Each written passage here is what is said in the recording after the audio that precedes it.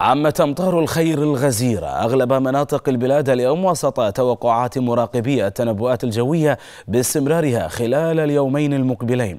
حيث قال مراقب التنبؤات في إدارة الأرصاد الجوية عبد العزيز القراوي إن البلاد تتأثر بحالة من عدم استقرار الطقس إثر امتداد المنخفض السوداني الموسمي تزامنا مع وجود منخفض جوي متعمق في طبقات الجو العليا، مما يؤدي إلى تكاثر كميات السحب وهطول أمطار متفرقة. وفيما دعت وزارة الداخلية مستخدمي الطرق إلى ضرورة توخي الحيطة والحذر بسبب تقلبات الطقس.